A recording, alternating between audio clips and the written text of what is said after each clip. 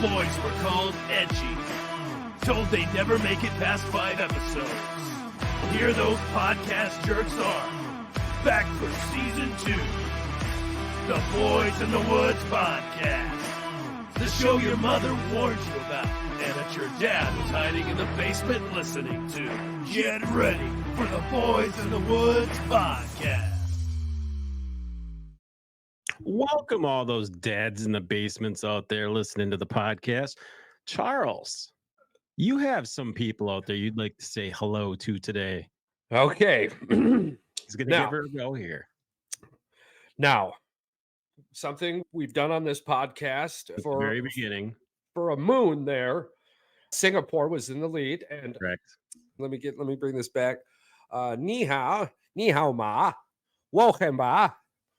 But unfortunately, Gudabay comes with a heavy heart for some and an uplifted spirit for others. We have a new number 2, our new number 2, who has graced us with being number 3 sports news for the Dutch, Denmark, Danish, Vjordengjordit. And forgive me if I butchered it. I will practice, I swear. I've never in my life looked into this, and I have the most simplistic. So, hello, that was pretty easy. It was, hey, or some version of just an extended, Really hello. But the hello, how are you, has been throwing me through a loop. So, I'm going to give her one more go. Hvordan går dit?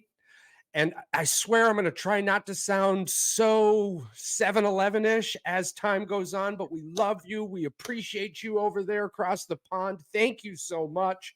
And we hope to keep you around. The longer you stay, the more I learn. So if you didn't get it.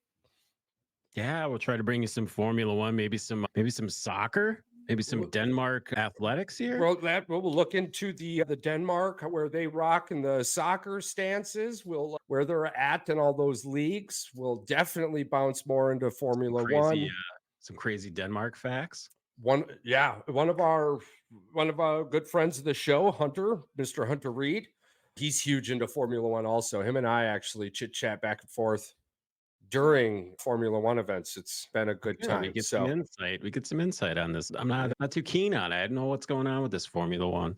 Sounds fantastic, though. I'm very excited. In the last couple of days, I've dove into the BKFC, I believe it is, the Bare Knuckle Fight Club, or our good friend Shanna is a bare knuckle fighter down in Florida, Tampa. Down in Florida. We just had her on the show, so that's very exciting.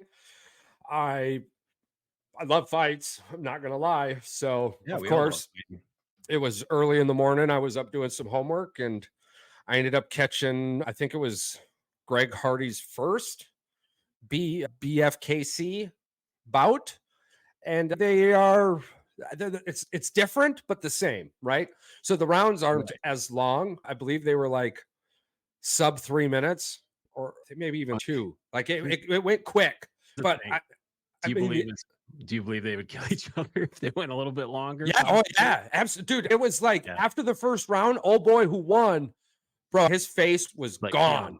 It was just the ref came over to, I don't know if I'm going to let you in. And old boy was like, I ain't going to go stop, man. I'm going to fucking rock somebody here real quick. Oh, excuse me. I'm sorry. Or what? Yeah, dude. And it was just like, honestly, he looked like the Juggernaut's tiny cousin, the dude that Greg Hardy was going up against. But they were both 2 something. Greg was way taller, but it was just like Greg got rocked a couple of times. And Greg got in some really good hits, but man, it was like the bare knuckle Butterbean, bro. It really was. He looked like Butterbean, with just tattooed everywhere, bro. We're going to have to adopt a male fighter. We already got our female fighter. Yeah. But we're going to have to adopt a male fighter. It's intense. It's insane. I loved it. And the knockout was legit. The ring you can't run away in this event. Like there's no bouncing around a circle. There's not enough space for, I can jab step into one of the corners of their octagon. It's much smaller. Like, you ain't running away from me. We'll give a little It's shout out. How did you watch it? Where did you watch it on? I guess Fight Network. Fight Network. Yeah, Okay. really, Fight Network. That is, People could find it if they're looking for it. yeah, it was early in the morning. So I've got TDS, which is, I don't know, basically like TiVo. Yeah. I'm thinking. So it was a Fight Network. Let me make sure. Yeah, Network, FN, Fight Network Recharged. Yeah, I ended up catching it on there. Fight. Yeah, it was. Yeah, actually, they've got fights on that all the time. Yeah, If you're a night owl like Charles and you find yourself, no, I get a solid 4. I get a solid 4 hours, 41 minutes of sleep. Yeah, you got to interact with it. Yeah. What were your feelings on it outside of compare it to a sport that we have? I guess you would have to compare it to UFC or just regular 16-ounce boxing gloves. You know, so it's to give an actual educated stance on you need this, to right? see some more. I'm gonna have to go to a UFC event live, and then I'm gonna have to go to one of these BFKC events live. The bare knuckle fight champion. That might be what it's called. I feel so bad. I'm going down to Florida in May for my son's graduation, and it's Tampa. And I don't think I could drag anybody particular down there to go to that with me. Maybe my son will go with me. Yeah, I might be able to drag him. He probably would go. He would probably. Yeah, he would go. Okay, so what I can tell you, yeah, he would go. Does he like the UFC? I'm assuming he's a guy. You'd like to see dudes. I guess, yeah. There's not very many dudes I've come across that's. No, I don't want to go to a fight or. I don't want to go to a fight. Yeah, I'm thinking we got to hit up a UFC event in Vegas here in the next 2 years. Yeah, for sure. I mean, I know Paul and Mike definitely would be on board, even if it's just a undercard match, not the big deal. If it was one of the freebies, which but my wife calls me Big Dick Daddy for 2 reasons. We all know what number 1 is. It's in the name. Number 2, Gator don't play no fool. If I'm at an event, I want to touch the grass. If I'm going to a fight, I want to be bled on. That's just how it's got to go. It's how it's got to go. I have gone to one in my life. It was an amateur event while I was in the Army, stationed up in Fairbanks, Alaska. Shout out Fairbanks, Alaska. It was wild up there. One of the craziest things ever. Check this out. All right, story time. Here we go. Crazy thing ever. What's one of the wildest, unique reasons you've ended up having to call into work for, right? The craziest? Yeah, just the most, this is so effed. I'm not going to make it either on time or at all. Maybe a flat tire, maybe you were sick, maybe somebody you knew was unexpectedly. So few times that I guess probably the craziest one was probably in college when old boy puked all over every pair of clothes I fucking had. yeah. See, there you go. Yeah. As an old boy, I mean myself. Awesome. Yeah. I got one, dude. I got one. Actually, I got so drunk one night that I woke up and pissed on my bedroom end table. Everything that was on it, dude. The devil's lettuce and everything. And like, I woke up the next morning and didn't really notice it until I went to smoke or eat a bowl of the devil's lettuce. And I was like, man, I don't remember putting this dressing on it. Okay, so here we go. Vinegar I don't like. So here we go. Craziest thing. I wake up. I'm in Alaska. I just got my truck. There's a whole bunch of crazy stuff that had happened, but I am now living alone off base. And it is like 4:00 in the morning. And I go to start my truck. And there's 2 damn moose eating the frozen corn out of the bed of my truck. And they stood there for 6 hours. Oh, they're nothing to mess with. Yeah, they're freaking straight up. Do what they're gonna do. You're just gonna be like, all right, I see you. Straight up, had to call my squad leader. And I'm like, yo, I'm about to send you a picture. This is real life happening to me right now. I got 2 moose eating the corn out the bed of my truck because you wanted everything with weight. And I am one of those smart guys. I grew up in the UP. I don't need 4-wheel drive in Alaska. That was a mistake. You do. Disclaimer. You do. You do. Me and some dude from Texas made the same mistake. Me and some dude from Texas made the same mistake. Yeah. Well, in his defense, they don't, for one, they don't see moose out. In his defense, exactly. Yeah.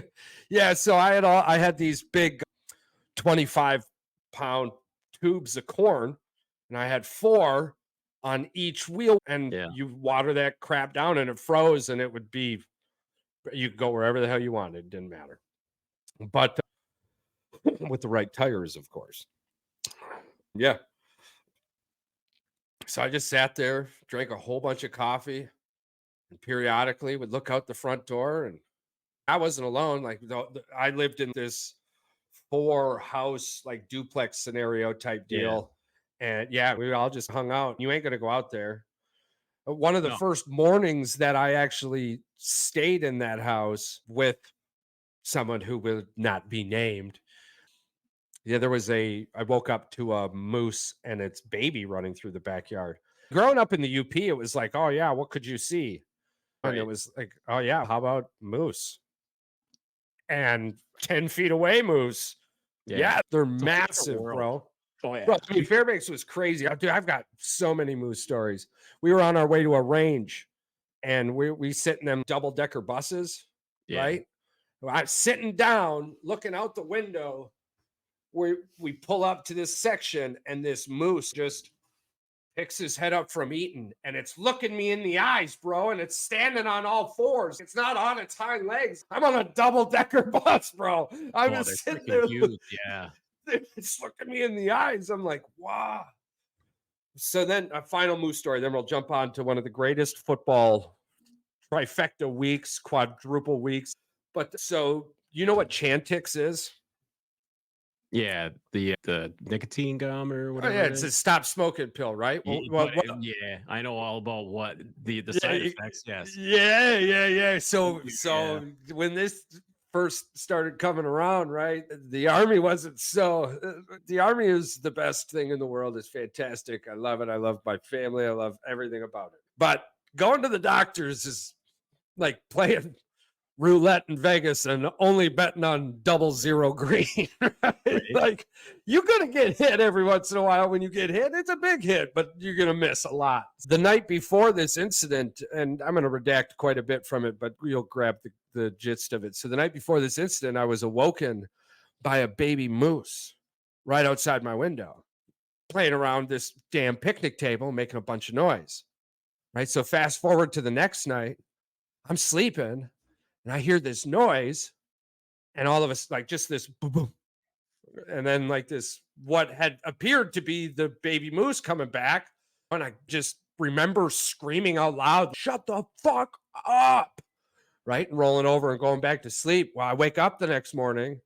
I'm walking out. Come to find out, some dude on Chantix had this crazy ass psychotic breakdown episode, jumped out of his damn window from the 3rd story in like the middle of January, half naked, fell right out my window. And here I thought it was a baby moose coming back for more. I'm pissed, screaming out the window to this dying person, just shut the fuck up. It was lucky that the guard did their walkarounds, and I think this person was out there for maybe 25-30 minutes, but it was sub below, so they lost. I don't think they lost anything, but they had a bunch of burns, all this other shit, frostburn and whatnot. Is it karma that you keep bringing up the moose? You gotta. Oh, look at! Oh, dude, now you got a moose on your back. What the hell, man? I thought it was damn moose. Or North Shore of Minnesota. North Shore, Minnesota. Yeah. Oh man, I don't know. I was, but then go it. And that led me down another trail, and then I was there. Yeah. I mean, it's a pretty cool place, to be honest with you. I'm excited. I'm really excited to be looking this place up. But anywho, all right, here we go. First thing on the docket. You said it last week, and I had replied to you, hey, I have a whole nother one right there. That's crazy. That is not what I replied to you with. That was the first one. I think this is the first one that it actually went your way, though. Oh, man, we got to talk about that, too. But no, actually, you had asked something about Jordan Love, and I told you, don't talk to me until after Thanksgiving, right? I didn't say that, but I was like, come talk to me after Thanksgiving. Oh, by the way, Tampa Bay's up on the Eagles right now, 3-0. If you were to ask anybody outside of Philadelphia, they would be like, "That's not a surprise." It's crazy. And then Bills freaking put a beat down on them. Yeah, they did too. Anywho, you had mentioned about Yeah, talk to me about Jordan talk Love. to me, yeah. Yeah, you And said you wanted to see next year. I've got a small correction to that. There just isn't enough on the table to confidently say that out loud just yet. But damn, is he doing some damn things in the NFL right now, bro? Yeah, I mean, if LaFleur hadn't pulled the guys early and forced J Love in there to make another pass, he would have had the 158.3, but he ended up with 157.8. nobody's gonna knock him for that though. Of course not. I mean, what I was watching him do, bro, it was just, I've never seen it. And we're talking about Brett Favre, Aaron Rodgers, and now Jordan Love. And I've never seen what I'm seeing right now. Three things that I'd like to point out though is one, you've got to get mad respect to your receivers because Romeo Doubs was wide friggin' open a lot. And Musgrave being back, staying on his feet. Musgrave, yep. And the third one, the fact that Aaron Jones and the Packers could run the ball made it that much more difficult for Dallas to be able to stop the passing game. They took the game plan from the teams that handled Dallas. And as much as you want to listen to the media, all you want, they have a top 5 defense. They played like the easiest schedule in the next 20 years. You'll never see a schedule ever again as easy as the Dallas Cowboys had it this year. You had an entire seasoned officiating crew gift you second place and they lost. But again, I don't want to talk about Dallas. We could say a whole bunch of things about Dallas. You know what else we could say about Dallas? How since their last Super Bowl win, the Texans and Jets have more playoff wins than Dallas. The Texans, who were established in 2004, and the Dallas last Super Bowl was 1997. Oh, Charles, right? I just realized something. The Texans have 6. The Jets have 7. I'm not worried about either one of them. No, do you know the one constant? This is what I'm going to tell you, Dallas. Here we go, Dallas. Are you ready for this? This is the hard truth. There is one constant and a curse that will be there until that family sells the team, and it's called the Jimmy Johnson curse. And when Jerry fired Jimmy, you got one more Super Bowl, and that was Jimmy's, and you'll have nothing. You'll have nothing as long as Jerry owns that team, because the one constant from 1997 until now, the one damn person who's still there, yeah, it's not a quarterback, it's not a coach, it's not the damn valet, it's not a chef, it's not somebody in your cafeteria. Guess who it is? It's Jerry fucking Jones.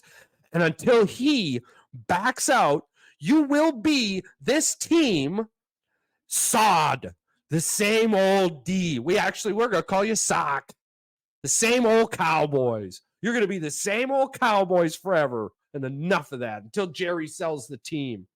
Do you think what's happening in Detroit is something magical? Hell no. Because guess what?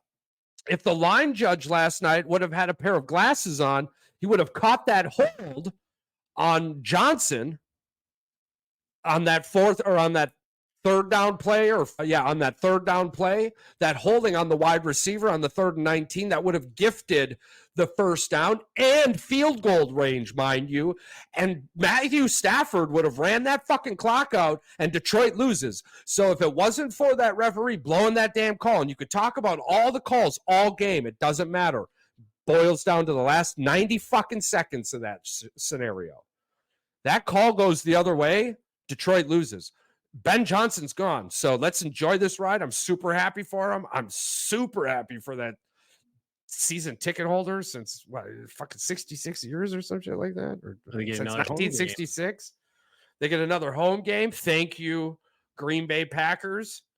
Thank you, Green Bay Packers. And the way you booed Matt Stafford and that rough ass penalty, that rough hit, that the no call, you guys are damn lucky, and you ain't going to get that way, because I'm going to tell you what, whoever comes out of this game, be it Tampa Bay or Philadelphia, they're going to be ready to play. I can't say that out loud. I don't know about that one. I don't know about that one either. Yeah. But anyways, our young ass Green Bay Packer team went in and beat the brakes off of Dallas. And all we heard from halftime until now was Dallas, Dallas. That halftime show was despicable. Jimmy Johnson looked like a damn clown up there, yelling, screaming. Drunk. He looked fucked up. He looked drunk as hell. And every single one of them, not one damn person picked out anything Green Bay was doing. Green Bay put up 27 damn points in the first half.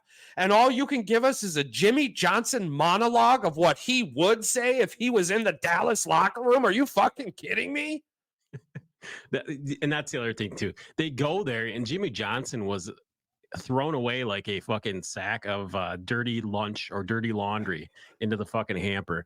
It's disgusting what Jerry Jones did to him. He won him a couple Super Bowls, and then just said adios. Arguably 3. The only reason old boy won that Super Bowl was he won it with the team Jimmy built. Yeah, but here's the thing: why even have respect for him? I wouldn't. How long did it take him to put you in the Ring of Honor? Exactly. I think a lot of people are bitter about that. And didn't Jimmy coach? He coached somewhere in Florida. Miami. Yeah. Why don't you go to Miami, Jimmy? It was a damn joke. The magic that was being put out on the field on that first half. And that being my Aaron Jones. 1, 2, 3.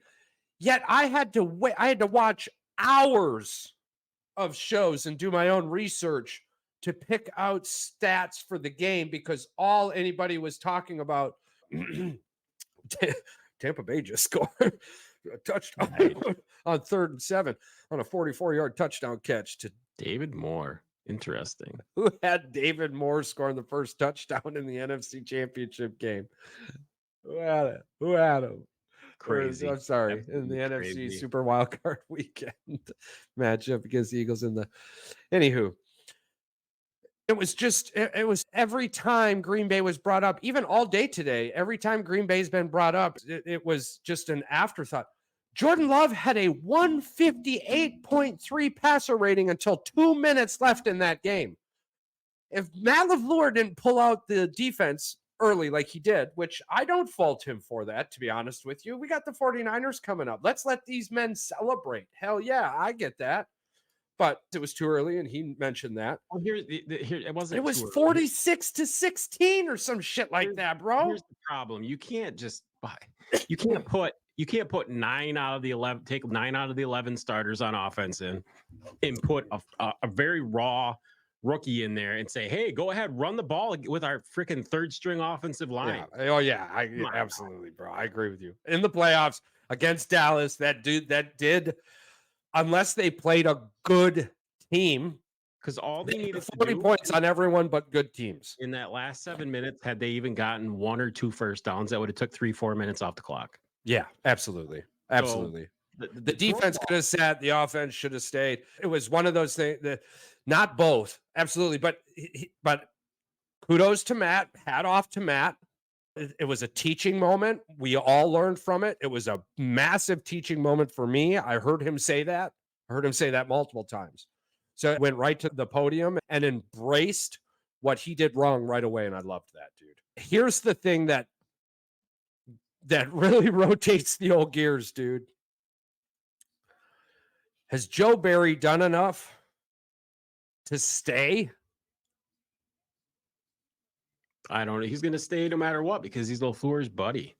We won a playoff game, and defensively we put on a show. That score is not what the game was. I'm telling you, the game was like 34-16 when it was 41-16. I think 41-16 or 48-20, something. It was 41-16, and then they scored to make it 24, and I think they put another one up to make it 48-24. Yeah. So it was like 48-24 when he took him out. I get that. 47-24, whatever. Yeah. Either way, But the offense, I agree with you 100%. The offense should have stayed while the defense could have rested, because the defense does need rest. Our veterans are on the defensive side of the ball. I think the incredible thing is that Aaron Jones took every big snap in that game, and Dylan is still hurt. Like, if he comes back in the next game and Dylan's back, Yeah. they can put Dylan in for pass protection or as a decoy. They Now, can throw the ball out of that. Here's my effing favorite storyline next week. I don't care about anything else, bro. Right now, my mind right now onto the 49ers. Are you ready? House money? Who's for what? House money? Young team who apparently nobody told them they're not supposed to be there. So we've got all this going for us, bro. Who's playing better in the last 8 weeks? Who's playing better, Jordan Love or Brock Purdy? Nobody's playing better than Jordan Love right now. Nobody's playing better than Jordan Love right now. Jordan Love is just doing Jordan Love things. Dallas defense, fifth best defense in the league. Fifth best defense in the league. Here's the kicker. Dallas defense was like third or fourth versus the rush. Right. And guess what? The 49ers are 15th versus the rush. Yeah. And Brock Purdy against. Here's the thing, too. For the pressure on Purdy, that's how you win the game. 4 or 5 games this year, you had 6th-rounder Brock Purdy. Yeah. Is that who's going to show up? That's very well who could show up. If Joe Barry creates pressure, if Joe Barry can create pressure through the front four, through stinting, not like he ended up doing towards the end, where it was just like, rush your fucking lane, throw some crisscrosses in there, throw some knick-knack paddywhack, give the damn dog a bone, Joe Barry. And let's put some pressure on Brock. We put some pressure on Brock. That's going to help our defense out. They're going to score.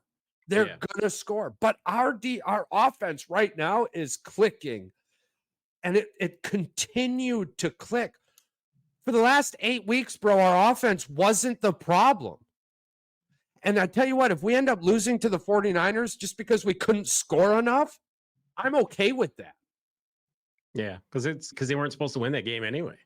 And that settles the conversation on Barry, and it solidifies our options moving forward. All right, let's chirp this defense up, because I tell you one thing. I know he's hurt, but damn, it would have been real nice to have Rasul Douglas on this playoff run. Yeah. We can't get them all, but damn, it would have been real nice to have Rasul Douglas on this play. Yeah. Going in as a 9-8 football team, that would just leave the door open more for other injuries and stuff. It gets the younger guys more playing experience for sure. It helps a lot. It's a hindsight 2020 thing. I absolutely agree, because we're not supposed to be here. We're playing with house money. Had there been a glass ceiling that we were able to look up and go, oh shit, no, we're going to need him here. Let's not take this piece. Yeah, absolutely. I agree. Red Bull confirms launch date 10 hours ago, launch date for the F1 2024 calendar season. I'm going to break this real quick. 10 hours ago, Red Bull's Racing 2024 Formula One car will be unveiled on the 15th of February, 2024, as confirmed in a social media announcement. The team's exceptional performance in 2022 and 2023 seasons, including almost complete dominance in 2020. Red Bull dominated in 2023. Max Verstappen, he walked on the track and he won. Nobody else was even in their car yet, it felt like at times. It was just crazy. Few teams have demonstrated. I'm trying to scroll through this quick. But anyways, what was your biggest takeaway, man, from the Packers Dallas game? Yeah. Pocket presence for Jordan Love. The ability to get away and to make a play, and his composure, because he got hit after 3 or 4 of those throws. He stepped into it, got hit. A couple of those were late hits, but they didn't call it because that's just the way the NFL is. They protect the guys. Oh, Parsons cried his ass off. I thought for sure the over-under on holding calls for that dude would have been 5 that game. That was unreal.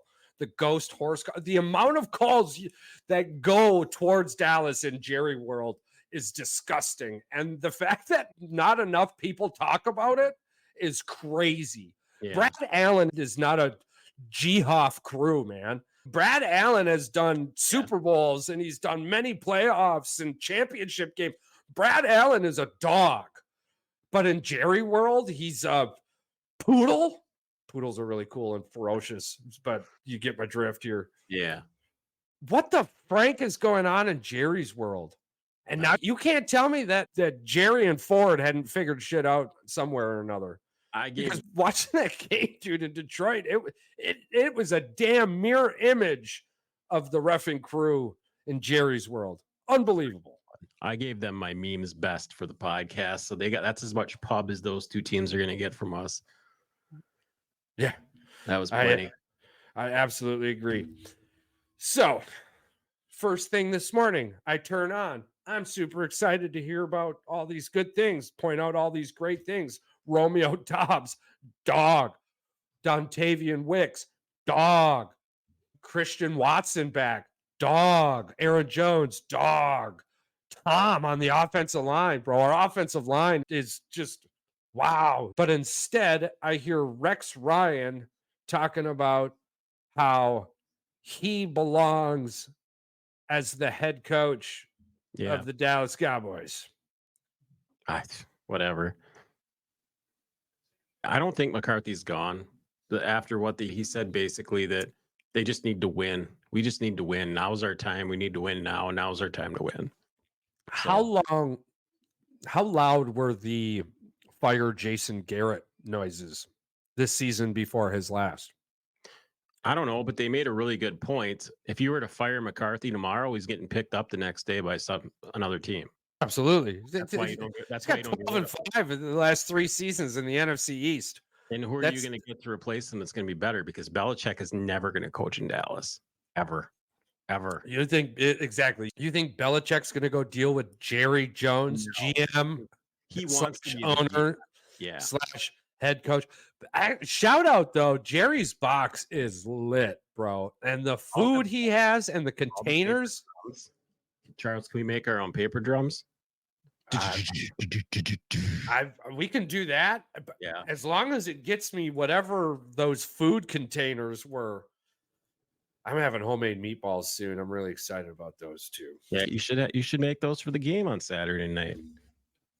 Yeah, I definitely. I don't know. The wife's a much better cook than me, but I have that on the Billy to Dallas ? Yeah. And the moment I wrote that down on the paper, it was like floodgates. It's like when you buy a new car and you drive down the road for the next 10 days and every car is the car you just bought. You're like, what the fuck? I didn't see this many of these cars. So you're bringing attention to it. So I started noticing a lot of people screaming from the rooftops, oh, Bill to Dallas. Bill ain't going to Dallas. Who in their right mind wants to go and deal with Jerry Jones? You're going to have Mike McCarthy next year because nobody wants to deal with Jerry Jones, which means Jerry's going to have to find an up-and-comer. There's going to have to be somebody on the staff maybe. Right? Who in their right mind wants to deal with Jerry Jones? If being a head coach is like your dream, who honestly is going to want to deal with GM Jones and his little mini-me? It's not going to be better for you, Dallas. Do you think it's going to get better when the old man finally says, all right, enough's enough. Now I'm finally giving full reins to my son? Who the hell's been teaching his son the whole time? I don't know. It's Charles. You know what it is. It's his way or no way. It's just hilarious. You think Bill Belichick's going to come and deal with that? I know you're delusional.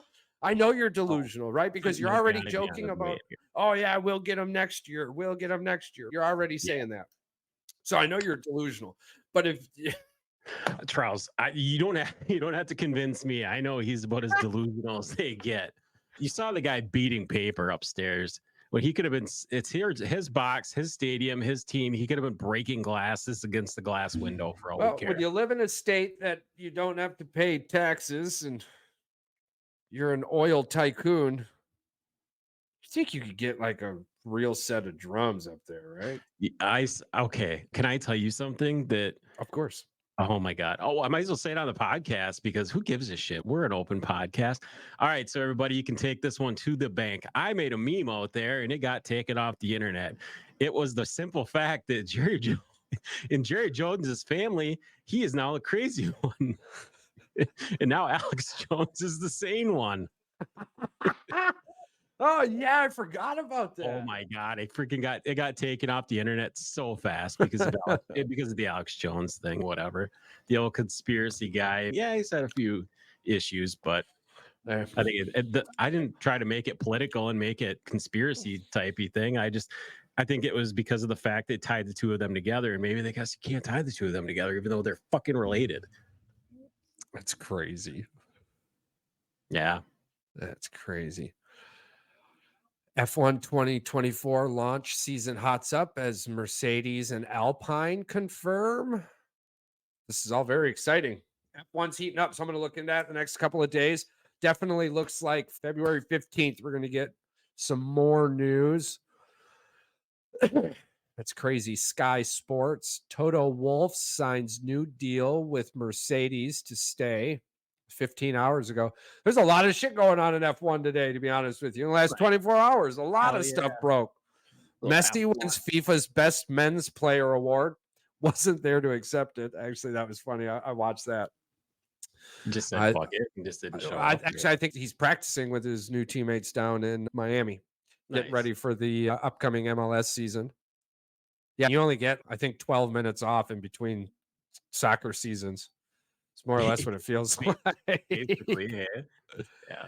Got a little bit of the Australian Open today. Good day, mate. Put another shrimp on the barbie. If the game if the game continues the way it does, it's like you call that a knife, bro? You got 22 wins. You got 22 wins in the playoffs about to be gone. Yeah. And only one of them is going to get rid of their head. Bill could be headed to Philly. Philly's owner is a lot like Robert Kraft. What's his name? John there. He's a lot like Robert Kraft. Yeah, but like I said, Charles, Philadelphia fucking hates Belichick and they hate New England because of all the Super Bowls they've won. Oh yeah. Let's also paint this picture real quick. That fan base might burn their shit, Charles. Let's just put that out there. Oh yeah. We'll revisit something we've talked about on the show a couple of times. He was to become Michigan's coach. A lot of Michigan fans would lose their shit because he was the old Notre Dame coach.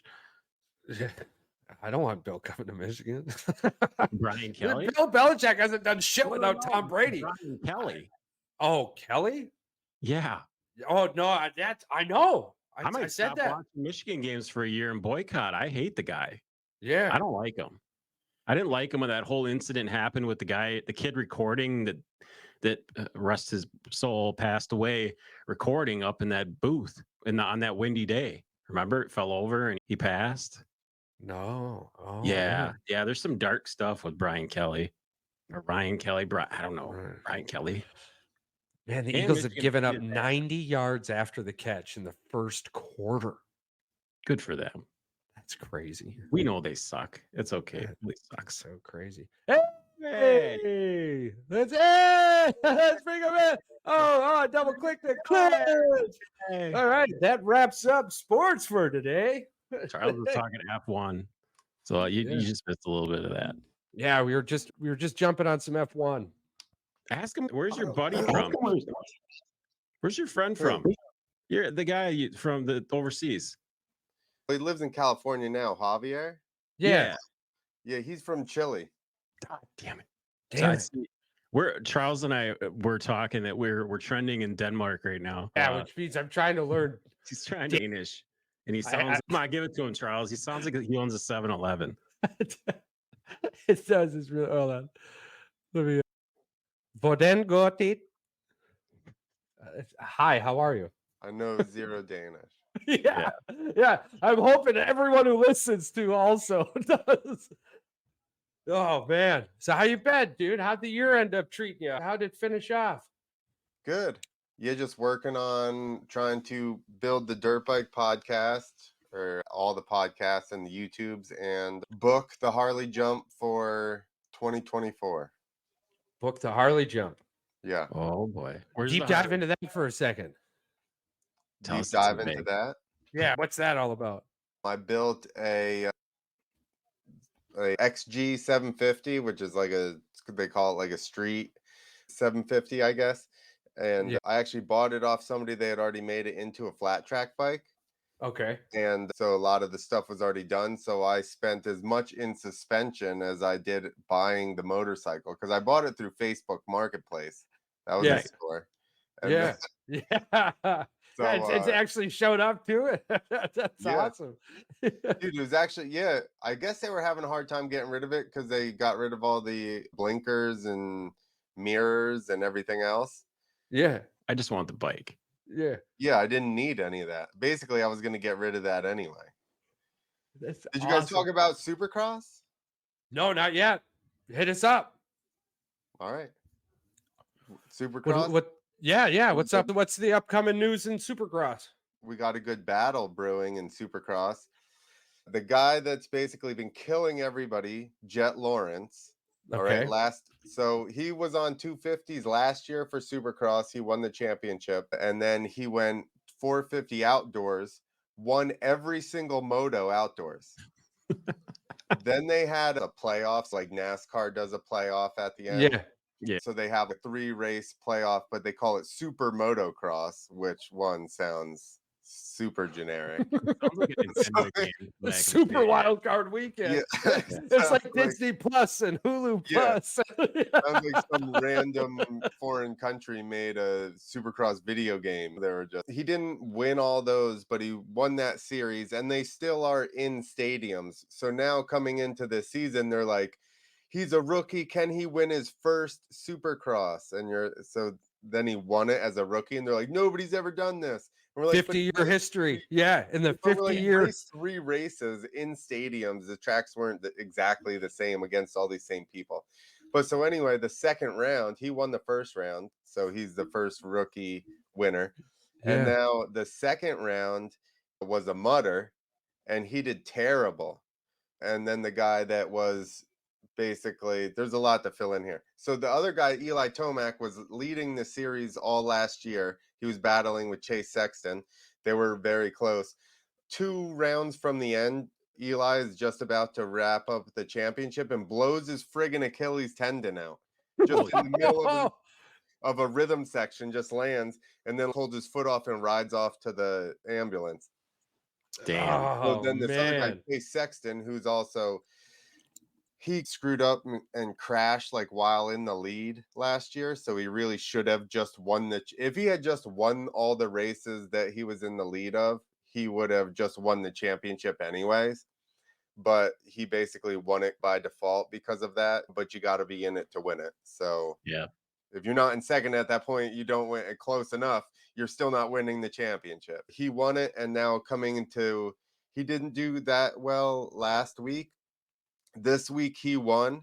Eli Tomac got second, and Jet finished far back. So the first 6 guys, it's only second round, but the first 6 guys are still stacked close where a lot of people have a chance. So it's pretty exciting. Yeah. While you were just talking about that, I was reading up on it, and yeah, he's doing crazy things. Yeah. Actually, it was weird too, because I was reading the section where coming into one of the corners, he ended up ripping out Sexton, and they ended up recovering, but Lawrence ended up taking the cake, which dropped down 1. But yeah, after his brother Jet, Hunter is the most anticipated call-up from the 250 class. It's exciting. Yeah, Hunter's his older brother, but he's had some injuries, and Jet's like the phenom. Yeah, Jet Lawrence roars to Supercross history. Yeah. Yeah, I was just reading that Lawrence became the first rookie in Supercross 50-year history to win the opening race in Premier Class. 3 races last year with those guys that were similar They Yeah. like made the tracks a little bit more motocrossy, but you can only make them so motocrossy in a stadium. Right. Yeah. So it's still like kind of Man, my we point might end is- up having a full calendar, Pat, because the more I look into this, I went to, you've been to Nitro Circus? yeah, I know my friend Javier is on Nitro Circus. Dude, Nice, so yeah. I went, I never seen the Detroit Red Wings play at the Joe Louis Arena, but I did watch Nitro Circus Oh yeah. live at the Joe Louis Arena. When they were shooting up off this ramp, I swear their damn bike was touching the scoreboard, bro. The wheels and the spokes would spin a little extra. I mean, it was one of the craziest things I've ever been to in my life, and I loved every damn second of it. So now I want to go to one of these indoor cross meets. I'm hoping the Rush Center Supercross? pulls one on. So Nitro Circus has what they call next gen ramps. Yeah. So like originally ramps were 8'6" or 8'4", and the tops of them were at like 45-degree angles, and you typically jumped from like 70 to 75 feet. Yeah. And they built the next gen ramps, which I think are like 10 feet tall, and I think they're a little bit steeper at the top. Yeah. Oh man, they were getting ridiculous. They were jumping everything, bro. They jumped a porta potty. They jumped a canoe. Yeah.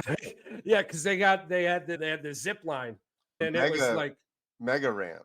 yeah, that thing was nuts too. And then the Wheels was there, Oh, which was nuts too, because then like fast forward a few years later, and I'm seeing this dude on America's Got Talent. I'm Yeah. like, what the Dude, he's hell, man? gnarly. Bro, and they all got just nuts and flaps of steel, every one of them. It doesn't matter what you are on that bike, you are. Was our Willie there? The scooter and the bicycle? Yeah. Going probably ham. Yeah, So they that went nuts. guy- I've got videos of it too. I'll tell you what, I'll have to pull them up. I'll find them. They're somewhere. But I videotape, and then I had this smart idea to videotape my reaction, and it was literally just videos of me going. And I'm like, every time I watch it, I'm like, what are you searching for, dick, dude? What the hell are you doing? I just the whole You're time. waiting for one. Our Willie was just a scooter guy, yeah, and they started making fun of his scooter, yeah. and then he started doing BMX stuff. And Yeah. I'm like, you guys should have never made fun of a scooter, dude. You should have just left him alone. Yeah. Now he's Yeah, like, they did some rips on that. I think one of the coolest things, though, it was just like a circus, man. It really was. It was like a motorized circus. Hell, the only thing they didn't do was bring out that big ass ball and roll the bikes around in it. globe of death. Yeah, the globe of death. Yeah. Hell, I fully expected them to put 25 people into one of those. Just watch what happens next. They're not that much circus. No, it's More it nitro was so than much fun. circus. Yeah, it was so much fun. I had more fun there than I did at the Pistons game when LeBron James still played for Cleveland. Oh God, anything's more fun.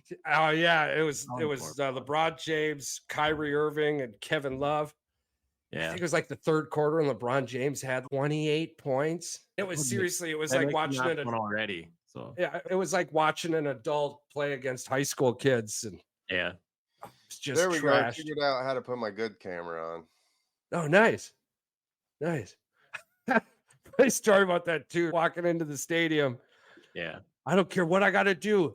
If the camera gets put on me, and this video is actually on YouTube, I'll have to bring it up sometime. It said, if the camera gets put on me, I'm getting on Sports Center. I'm going to pour a whole thing of beer on my head, right? I'm so glad this story's coming up. So it's me, my brother, and a couple other of our friends. And we did all these challenges walking through the stadium there.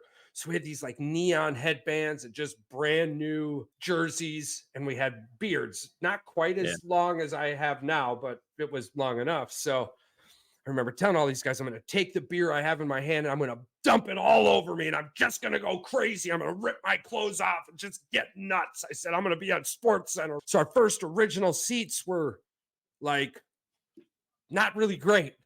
So we went to the place and got better seats, and we're sitting down. And we're like, hell yeah, this is You awesome. bought We're a like, second set of tickets. So yeah, that you dude, could I'm Bucci as shit, bro. I don't play. I was telling them earlier. I said, I don't play games. If I'm going to an event, I'm touching the fucking grass. I don't care. Right? Big go So home, bigger go home every time. I'm telling you, we're like 8 rows away from the Cavaliers bench. And the game's starting to get rolling. And I'm like, man, this section in front of me is way too empty. And when I'm saying way too empty, it's 3 rows and all the seats are empty. I'm like, this ain't good. And sure as shit, some 5th grade class rolls up, dude. And I got nothing but 5th graders in front of me. If I dump this beer on me, bro, I am dousing these kids in beer. And I'm like, I'd get on Sports Center, but not how I want to be on Sports Center. You're going to get your picture taken, though. So I said, F it, right? We're just, if the camera gets put on us, we're just going to go nuts. Bro, the camera got put on us 11 times on a night that we shared with Aretha fucking Franklin in goddamn Detroit, Michigan, bro. The camera was put on us so many times that Bret Michaels did a halftime show. Aretha Franklin was there, and people were buying us beer at the local bar because we were on the Jumbotron more than Aretha Franklin. I'm like, hell yeah. We do what we do. What did you do when the camera got put on? Just got crazy. We did nothing for Sports Center, but we got put on the camera so much that afterwards, when the Detroit Pistons brought out their promotional video, because it was around the time that they started doing the Dancing Usher, we are on the goddamn Dancing Usher video on YouTube also. Teen January or February 14th or some shit like that. So I'll have to pull it up one of these times. I'll get Pat to send it to you. You'll see the big neon headband and the we had that video 11 times. We just got put on there once, but it's the one with the kid and the crazy we were at that game. Sure. Yeah, dude. Crazy fucking life. I just realized you got all fictitious athlete jerseys behind you. I do. That's my collection right there. I like them. Oh, man. Charles says real. I got fake because that's what we are. We're yin. What is it? Yin and yang. Yin and yang. Yeah. Yin yang. Yin yang. Patty whack. Or Jordan Gertie. I fucked that up way bad. What did you do there? Vorden Gorty. Yeah, it's this GA tiny OR that I'm having a hard time with. All right, Charles. Chinese Mandarin was so much easier. Chinese Mandarin. It was. Ni hao ma. Until you go to bed. How many languages do you know? Is this your hobby? Just learning? Listen, I barely know. I've got Google earbuds and I can translate my way through planet Earth, but I do know a little bit. Yeah, 3 or 4 outside of English. I know enough to know if you're fucking with me or if I need to fuck with you. I figured if you can walk through life knowing if you're being fucked with or you gotta fuck, you'll be fine. That's you know. True. So the rest of it though comes and goes. I'm trying to learn a little bit more Spanish because the deep fried burrito place, some people call it chimichanga, but the deep fried burrito place in Green Bay, so damn good. And the crew there is awesome, but only 2 speak English and I speak broken Spanish. So it doesn't work out very well. And their TV's got sports on it and it's soccer, but it's all in Spanish. So I'm like, oh man, something's I think learning Spanish and learning it well enough to understand them while they're going crazy super fast on a broadcast is different. It's through the years. You're not wrong because like you hear something going on, you're like, oh my god, and you look and they just went to a commercial. You're like, what the fuck? Yeah, I was gonna make a video because they just started doing Supercross in Spanish. Yeah, I was gonna make like a funny video where I'm sitting there with the wife and I'm like, I'm gonna watch it in Spanish, and she's, you speak Spanish? I'm like, no, but it sounds way more exciting. Yeah, it does. No idea what's going on, but it sounds. Started doing Supercross in Spanish too. You should look into dubbing your videos to Spanish. That way, you just do your video and then you can post it with the Spanish translation underneath it. You do that shit on YouTube and whatnot. That's yeah. Do you have to upload a file of the words, or it'll do it itself? No, the dubbing program would do it itself. So it's not. Yeah, it's basically a translator. No, yeah, the accuracy of it though is terrible, Charles. I realized. Yeah, the only real evidence I have is old Mr. Beast in his videos, and I'm guessing he has a little bit of extra cash flow to ensure the Somebody's out quality there of the typing those boy. up for 'em. I guess you shouldn't have a problem. Unlike, so I've been in Antarctica, bro, for 2 weeks. You been stuck there? I've been stuck in Antarctica. For one, I swear there are aliens living underneath Antarctica. There's this whole inner Earth fucking people. I You swear thought to you were, God. remember you said the supercomputer was down there first. Earth is a supercomputer. Yeah. The supercomputer's brain is underneath the Antarctica, and Well- you're gonna snorkel down or some shit, and you're gonna go find it. Single man submarine suits. I've got it all figured out. That's what it was. Yeah. And you pull oxygen from the water like fish do with these single man submarine suits. You utilize a gill system. But what about pressure? Under pressure, baby. You Yeah, he just played the deal with it. song. So what happens is what you do is that you get brought to a certain depth by a submarine. And then the submarine spews out all these little sperms, but what they are is single man submarine suits. And what they are is they're just basically tiny one man occupied submarines that allow you to maneuver in spaces that What bigger could places go don't. wrong? If anything goes wrong down there, you're dead. So You who fuck know- cares? But That's the thing. The last submarine didn't have a maneuverability issue. Are we It had talking a pressure issue. are we talking They're about? like, we're gonna Are go we down talking in about? this big I'm talking submarine, smaller than and then smaller. once we get to the real depths that it's really a lot of pressure, then we're gonna send you out on your own. Good luck, little guy. Hell yeah. This is So what we you trained for, baby. This is what we trained for. The You let the inside of door, open the Antarctica. door, you let the first guy go out, and he just goes. You're like, all right, we're not getting out. The guy that jumps and forgets to pull his parachute. My thing is that we've tested these before we send real humans out, right? We're still in R&D in the single man submarine suits with the ghillie suits on them, right? Sending out They blow up doggy dolls and see paddle? what happens. But on the original drawn maps of Earth, right? Antarctica wasn't frozen. In fact, Antarctica just completely froze over, according to these maps, over the last couple hundred years. Oh wow! Right? Yes, like in 1590, there were palm trees where there's ice right now. And okay, this is generally how I start this conversation. What did Einstein do after the bomb? Because we hear about all the things he did before the bomb, and then he obviously helped with the bomb, but what did he do after the bomb? So there was this gentleman in New York who sent him a very specific package and went, yo, bro, can you look at this? People are calling me crazy. And he looked at it and went, that guy is real. What are you talking about? And the person I'm talking about, and Einstein and this gentleman from New York, is known as the Navigator. Have you ever heard of him? I've driven in his truck, but that's it. So Lincoln? for the longest time, science has deemed the lost civilization impossible because what we've found dictates that they were doing things we can't do today. Now, all of this has been simply nullified by going, we can't fucking do that. How could they do that? Except for the Navigator. The Navigator had correctly drawn the entire fucking Earth in 15,000 BC.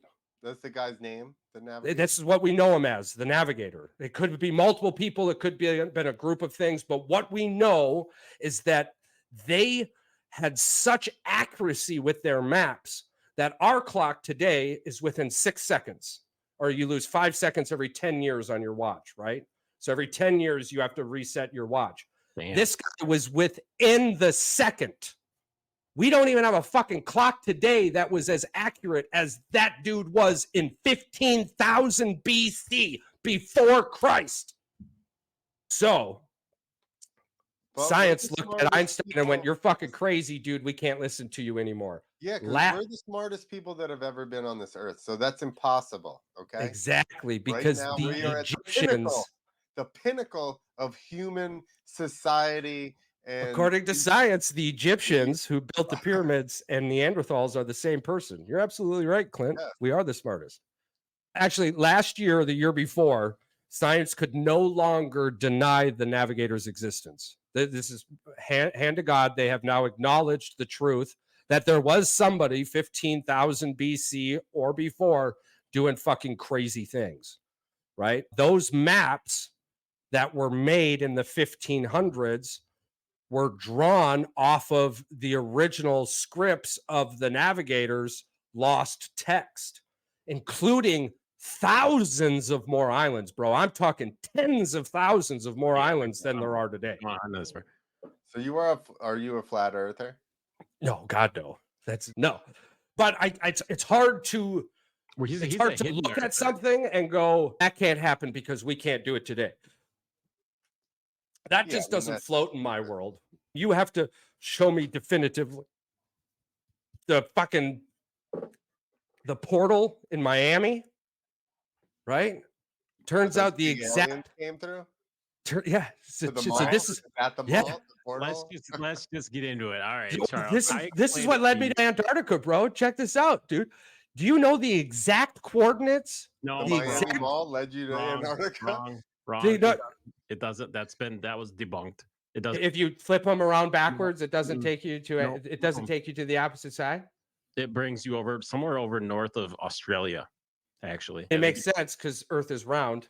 Yeah, and if you just directly on the Charles, other side. No, hold on though. I wasn't saying. Hold on though. I said that's what led me to Antarctica. I was not attempting to confirm or deny the coordinates. Although you literally went to Antarctica through a porthole in Miami. Oh man, what you were saying that would have been insane. I'd have videos and everything, bro. So supposedly, I don't know if Clint, you heard the same thing. You and I were going back and forth with this. So supposedly these teenagers came in the mall and they had this like DVD player. This is from like a bunch of videos that people were talking about, this DVD player looking thing. And then they opened it up and the guy said, just do it. Just turn it on or whatever. And people were like, all right. So everybody gathered around, watch these kids do it. Like they were going to beatbox or they were going to have one of those flash mob things going on. And they turned it on and it freaking started glowing and things started glitching out of the matrix. And something started coming out of it and it was dark and tall and looked like an alien, but everybody says it was glitching. I never saw that actual video. No, there's no video. Oh. But people are saying that this is witness testimony. Like these people said they saw this. I found a bunch of videos of people saying they saw it. Do you think that the aliens were like, how will we infiltrate human society? And they're like, a flash mob. Everybody loves flash mob. Go to the mall. Dude, that would be the craziest shit ever. If there was a flash mob and all you see them. Or magically standing on the tip of a mountain 8 feet to 10 feet tall. Yeah, pointing off into nowhere, just enjoying the scenic view. I flew here on a spaceship. Why the hell am I going to stand out on the tip of a mountain to look at a view? Hey, people do dumber shit. That's true. I go off on this thought process too. If you got that spaceship that can fly around all those places, you got to be able to go into the water, right? You got to be able to go. Where they come from? They got to come from the water. Because outer space is water, bro. The Templars, there is the firmament, correct? Yeah, there is scuttlebutt that says the Templars utilized an underground portal system, and some of the proof in New that York have City? led people to exactly. There are Templar crosses in Lake Superior and Lake. The fucking other one there, Ontario Island, Superior, Erie. No, in the water, bro. Okay, so during the right before the last ice age, shit like that, there's this mountaintop in Lake Superior, and on the mountaintop there's like a village and this walking path, right? There's this Templars would go around and debunk Christ spots, right? And where you would find is you would find the upside down Templar cross. There's a F load of these crosses in spots that were at one point depicted as holy spots. Yeah. But the only way that they could have got there, there's no possible way the Templars could have got there. This wasn't in their realm of reality from what we know from history. So it's almost like they went from one spot, got there, and immediately went back to the other spot without a fucking trace. So you're saying Templars are aliens? Templars definitely utilized information that we don't have today. Absolutely. He's saying they were portal jumpers. I'm just saying, like, today we believe that vibrations helped build the pyramids more than people with pulleys, which is what we thought 10 years ago. Yeah, there's that dude down in Miami that built that shit out of coral. Remember that, or limestone? Remember that? He Right. supposedly says he built it with vibrations. They didn't see him doing anything except at night. And according to string theory, your basic string theory is that everything at its core is a vibrating string. So if you can vibrate on that frequency, you can in fact become what it is you're attempting to do. They do the same thing with magnetics and electricity.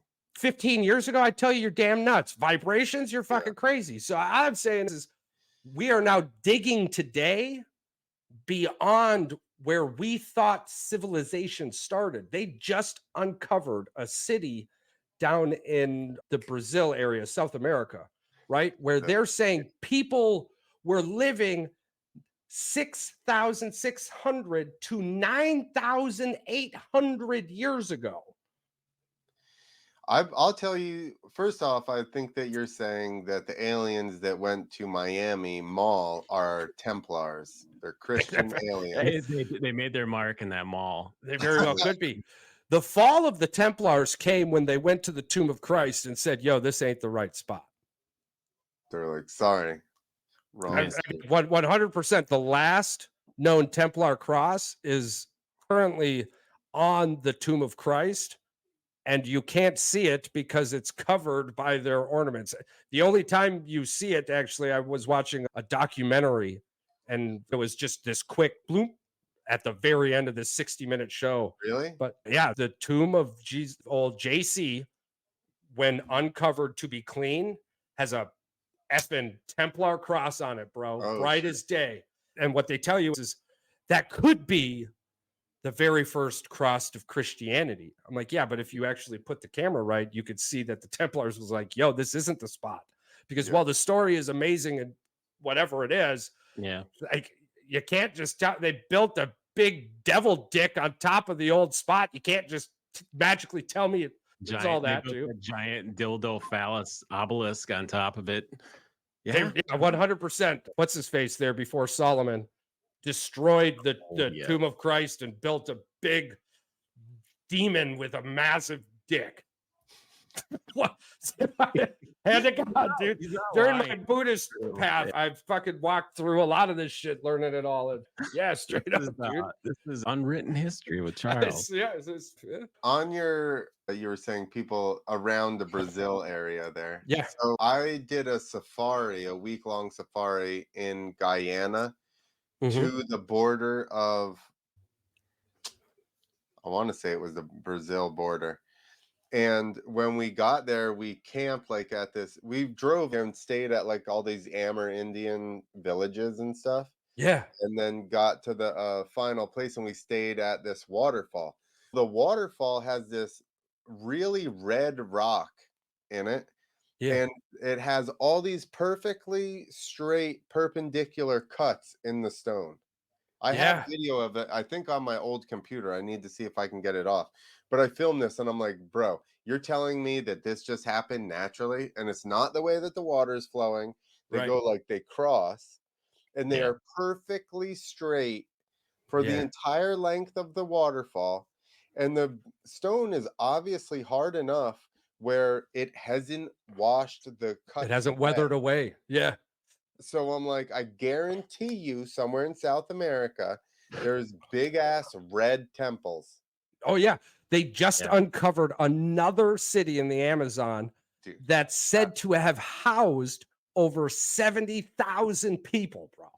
Wait until they pull up a red one. I haven't seen any yet. Dude, I've done so much research in South America. Viracocha actually was the sun god down there. Yeah, Jesus before Jesus. Yeah. Charles wants to go down there. He wants to go down to one of these countries. What country did you say we want to go to? I want to go to South America. Yeah, because I want to get on the train ride that takes you.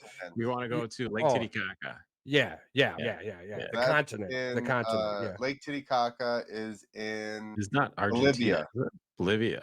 Yes. North. And it's the highest lake in the world.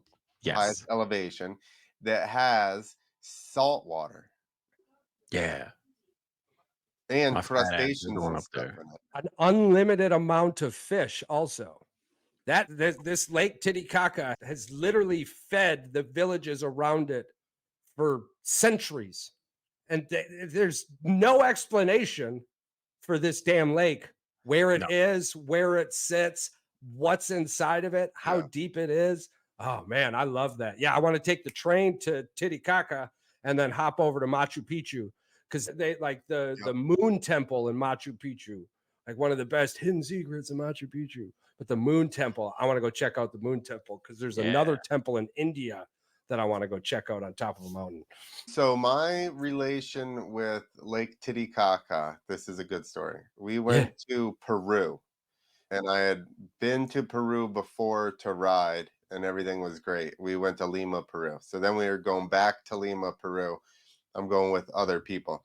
And my business partner at the time keeps trying to set this up. And I'm like, dude, screw them. They're like not coming through with the down payment.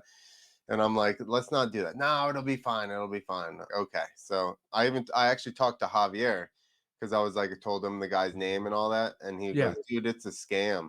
And I go, really? And he goes, yeah, nobody's heard of these guys. So I told my partner that. I'm like, Javier says it's a scam. When he's, it'll be all right. So I'm like, okay. So we go down there. They did do a little bit of a deposit, but like nothing compared to what we should have gotten. Yeah. So we go down there the day before the first show. We go to the stadium to start setting up. They won't let us in because the guys haven't paid for the stadium yet.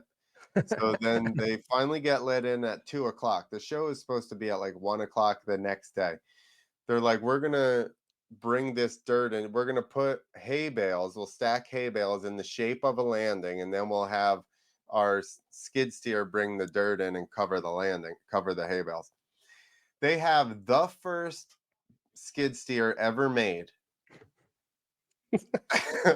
The fucking dirt. We're in like a 200-year-old bull arena. And so they're like coming down the tunnel into the bull arena. There's the stands go over top of it. So it's 9 feet tall. So you can't drive a truck in. So they're just like driving this skid steer all the way out up the tunnel, turn left down the hallway, turn left again down another hallway, grab this dirt, and they're bringing it back in one bucket load at a time.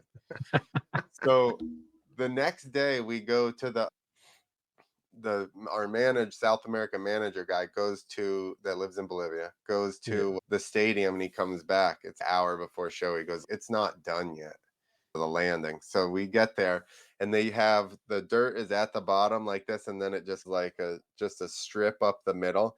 And we walk over to it, and you can imagine like a thin layer of dirt on top of hay bales. So it's just like soft as fuck. So they're like, oh, you're gonna. I'm like, I'm not jumping to that thing. Like, you're 100% gonna just stick in that thing and just go over the handlebars. So I start searching around in the building. I find the takeoff ramp. It's like a skeleton of a takeoff ramp. There's nothing on the face of it at all. Like, you can just see through the whole thing. So I'm like, okay, this is going great. So I run into this one kid that worked for Yamaha that I worked with the last time I was there, and he goes, hey, are you guys gonna ride? People are saying you're not going to ride. And I'm like, we're going to ride. So then I saw him. We went out and did wheelies and stuff. And I had t-shirts that I was going to try to sell. And I basically just tossed them all out. I'm sorry. I'm sorry. It's not our fault. So then they're like, can you guys go out and do wheelies again? And I'm like, I'm not going and doing wheelies again. Because at this point, I knew what they were going to do. They were going to be like, oh, these riders lied to us. They won't jump or whatever. Yeah. So I'm like, I'm not riding out on the floor again. So then I saw the kid again, and he goes, hey, it's going to be bad. And I'm like, I know, we're trying to get out of here. And my friend has a full size, like, pickup truck. Yeah. Literally the only full size Dodge pickup truck I've ever seen in the country, maybe the continent. Yeah. So we're walking out of a lot of our bags are in the truck that the like minivan or whatever they were driving us around in on the other side of the building. And at this point, I'm like, I don't want to risk going back over there and having a stampede of when Peruvians attack or something. Yeah. Everybody freaks out. So I'm like, let's just get out of here. So we go out the back towards their vehicle, And the lady standing there taking money from like this line of people in the parking lot just starts yelling something. And I go, what is she saying? They go, she's yelling fraud. And I'm like, oh, good. So then everybody in line turns around and is looking at us, like watching us leave. We're about to be on an episode of NCIS real quick. So then we go and we hop into the truck. And I don't remember the order of these two things. I think first there's no parking spots. There's just parking attendants when you get there that are like, you park here. So we're in this dude's gigantic pickup truck, just like we're like trying to get out of the thing. So I look out, I'm like, what's that car like over there? And I look and it's like some tiny car. So I go, top out, let's move it. So we pick up the back of the car, move the car over.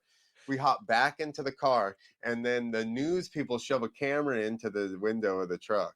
And they're like, blah, blah, blah, blah, blah. And then the manager guy starts talking to them, telling them this the promoter's fault, yada, yada.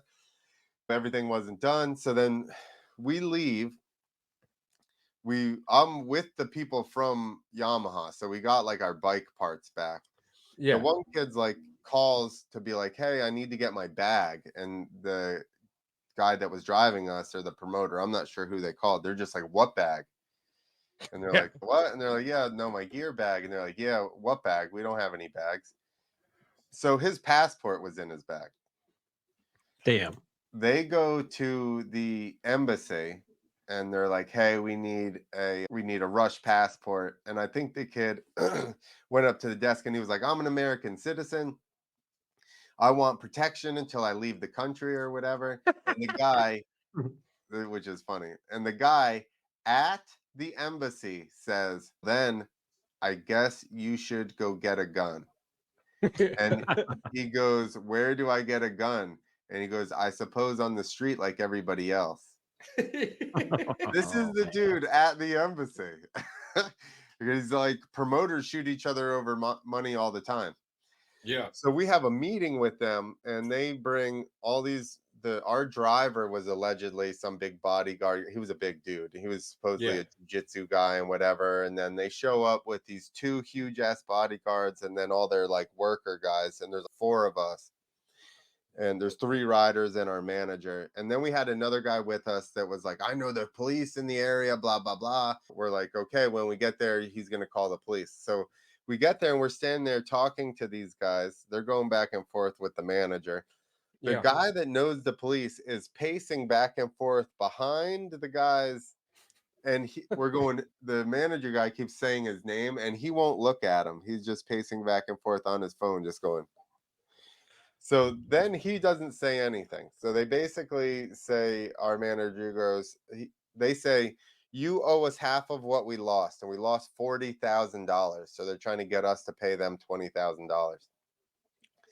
So the guy goes, how do you want to handle this? And the guy with all of his guards goes, we can handle this however you want to. So we ended up leaving there and being like, okay, we'll have a meeting with you guys again tomorrow at noon.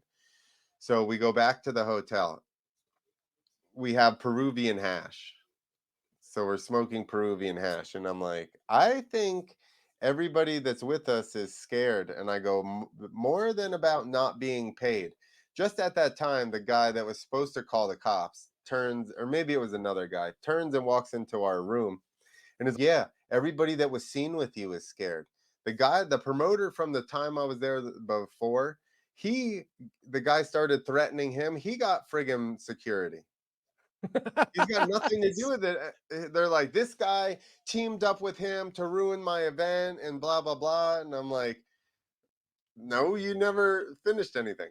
That night, after we have that conversation, we come up with a plan to go to another hotel that night because they keep like calling the front desk, making sure we're there and all this shit. Yeah. At 1 a.m, and I'm trying to do the logistics in my head, and I don't know how we pulled it off. But at like 1 a.m, now there's 3 of us riders and the manager. Yeah. We have the doors to our rooms open. So we have a meeting, and the manager's like, put all of your stuff in your bags, but leave your bags open the way that they are because everybody keeps watching us. They're like, but get ready to go. We'll call you when my friend's outside with his car. At 1 a.m, all of a sudden we get this call. We close our bags up, zip them up, and go bailing through the lobby. There's just one guy, he's just standing there at the lobby going, watching us all go out. Probably like it's been called 30 times already Yeah. tonight. Oh shit, everyone's leaving. Oh The no. guy had this little teeny hatchback car that somehow we got, like, actually the one kid didn't have his gear bag, so that's probably why. But somehow we got all of our bags into the back of this tiny ass car and then got all of us sitting in it. I have no idea. And then we drove across town. We stayed at another hotel.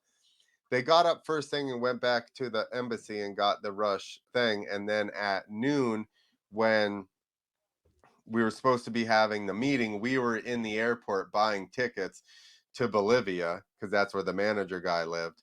Yeah. So I mentioned that we had the Peruvian hash. So I'm like, I'm not, after all this bullshit, I'm not throwing this out. So I'm like, I'm just going to take it with me. So I rolled it up into a little log and put it in my mouth and then just chewed gum out of customs and into customs in Bolivia. And then as soon as we got out of the airport, I made a can bowl and then we just smoked some Peruvian hash. Then we got really drunk on wine. Oh, and the reason I even know about Lake Titicaca is during the flight from Peru to Bolivia, he goes, "Do you see that there?" And I go, "Yeah." And he goes, "That's Lake Titicaca. We flew over." Nice. That's crazy. That was a long walk for that, but Yeah.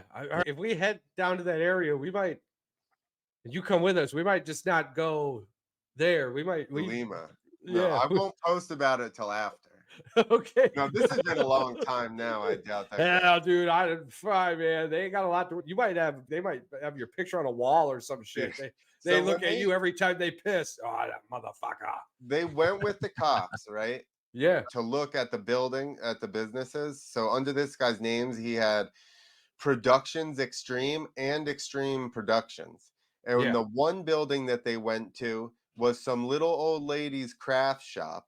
And the other building that they went to was empty. It turns out Javier was not wrong. Javier was not wrong. Dude. Oh no, it'll be fine. Anytime anyone's going, oh no, it'll be fine. Exactly. It's never fine. The great part is I did not get the down payment, yet I ended up shelling out like $2,000 to get us buy tickets to get us out of there. And I'm like, how the fuck am I doing?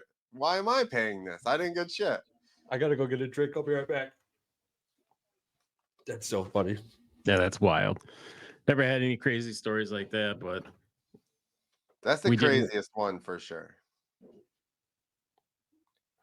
Gotten screwed out of money, but never been threatened to extorted for us to pay them money. Oh yeah, extorted by two randoms. No idea who the hell they are. That's got to be scary though, being in another country and like I'm just here for business. Dude, once I realized later that night, it all hit you. I was like going through the motion, but then I started realizing like later, I was like, yo, I think they're scared and not about not getting paid. Like they're legitimately worried. And then, like I said, I heard that other guy got up guards and shit like that. And I'm like, yo, this is crazy. That guy has nothing to do with anything here. How is he going to end up dead? That's insane. Trying to extort him. Those guys just disappeared though in those countries. That's nothing new. Yeah. Unfortunately. 100% the truth. Oh, I'm frozen. Can you guys still see me? You're not frozen. Yeah. Oh, I might not be frozen, but all right, there we go. I'm back. You mean I'm back? Yeah. Yeah. I'm back. Are we having private chat? No. Private chat. Yeah. So where was it? Was it in Turkey? Underground city in Turkey in 2022, archaeologists in Midyat, Turkey, discovered an underground city that dates back 2,000 years and may have been home to up to 70,000 people. The remains of a Christian church and a Jewish synagogue have been found, and it's possible that people in the underground city were trying to hide from the Roman Empire, which ruled the area and at times persecuted Christians and Jews. AKA aliens. Can we talk about the fact that how they actually caught those people in the Jewish synagogue or whatever? I didn't hear that. Listen, everybody's speculating about it, but I know why they built that tunnel. You know how much public transit is in New York? Expensive. But did you hear about the families that they under the houses and stuff? They said they could hear Jewish people talking, and that's how they figured out where the tunnels went. Yeah, somebody narked them out, apparently. Bro, they're loud as fuck. Yeah. Society has been filled with narcs for a minute, bro. So it's amazing it took this long. Yeah. So yeah, Putin's only political smudge, right? Per se, the Russian media was because Putin at the very beginning of his life in all of this crazy world actually ran the other side of Berlin, right? So you had that big ass wall. Mm-hmm. What was it? East Germany, I believe. He ran East Germany, right? And so was that the good side or the bad side? That was the bad side, right? Yeah. On this side, it was like your own children would basically like what's going on in North Korea and crap, right? Like your own children would go to school and yeah, my dad said so-and-so is a jerk. And then that dude would be taken off into some concentration camp. You get pissed off at your neighbor and go, yeah, he's a fascist. And he'd be taken off to a concentration camp. Speaking of, this might be off topic. The song by the Dead Kennedys, California Uber Alice, basically could be right now. Really? Oh, yeah. With Newsom. Yeah. He says something about the year. He's like talking about, I'm Jerry Brown, or I think that's who it was. I should be president. And I'm going to be president soon. Then the year is 1994. And he says something about his secret police. And he says they've come for your uncool niece. Yeah. Outside of America, that's honestly how most of the world is ran, right? Now, again, you can take away most of your 2.5 world countries and your third world countries in this scenario, but you cannot just jump on a podcast and speak your mind, or you can't just go say whatever you want. You'll literally be arrested for this stuff. Did we talk about this other one before? Did we talk about the Red Hot Chili Peppers Californication? Teenage bride with a baby inside getting high on information. Yeah, there's a lot. I have seen somebody break that one down. There's a lot of weird it's really ones. messed up. Yeah. And it's like, how long ago was that? 20 years? A long time ago. That drops into the information stream theory. There's this universal stream of information, and at times, depending on what you may or may not be doing to your mind, you have the ability to access this information stream. Right. I mean, 100% believe there's. I do too. And every once in a while, you microdose or something. And I've swam in that motherfucker. I swear, dude. I've got a book filled with random shit that I shouldn't know. How about the fact that like on Earth they claim that fire was discovered on both, which now obviously the timelines are screwed up, but their theory was like fire was discovered literally within 100 years all over the entire planet. And I'm like, yeah, that seems weird that all of a sudden. Oh, you want to start talking about this? I love this. Are you ready for this? Are you ready for this? Okay, so every depicted Neanderthal we know, right, has teeth like you and I right now. But not a motherfucker had silverware. Yeah. How did they get their food? How did they even learn how to cook their food? Like we've got all these scenes of showing people standing around fire cook. Food was the most precious resource, right? Why would you destroy it in any way, shape, or form? You touch that fire, you're like, oh wow, that destroyed it. Let me put this meat on there and it's going to taste way better.